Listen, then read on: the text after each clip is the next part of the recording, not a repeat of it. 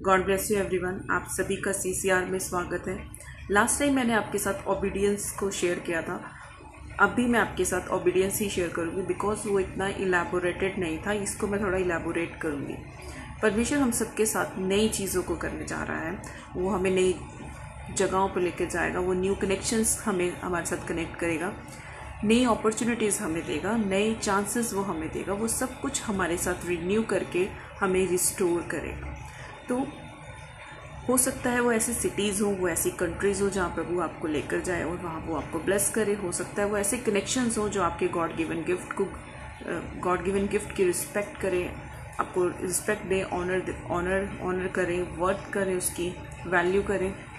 ऐसे लोगों के बीच वो आपको रखेगा और ऐसी नई अपॉर्चुनिटीज़ आपको देगा। ऐसे अवसर वो आपको देगा जहां आप अपने काम को कर सकते हो बिना किसी डर के, बिना किसी इंटरफेरेंस के, बिना किसी के रोक रुकावट के। आप अपने कामों को कर सको और वह ऐसे चांसेस आपको देगा जो आपको लिफ्ट कर देंगे। तो ये सब परमेश्वर ने हमें एक ओपन इन्विटेशन दिया है, जो अपने वो जिसे परमेश्वर ने अपने बेटे बेटियों को, अपने दास दासियों को देने के लिए रखा है।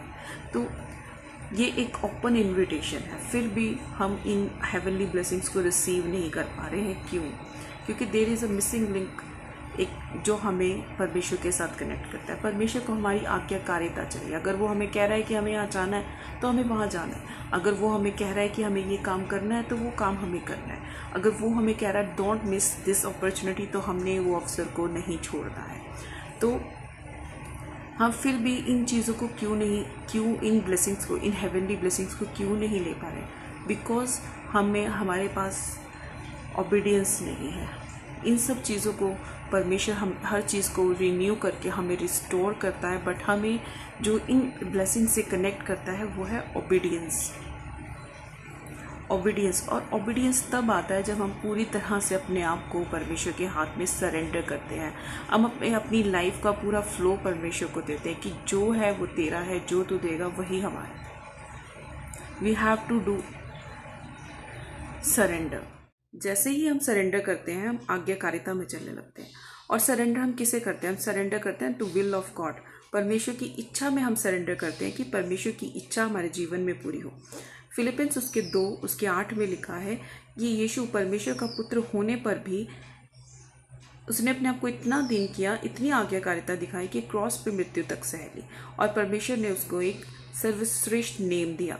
जब आप सरेंडर करते हो, आप ओबीडियंस को पूरा कर पाते हो।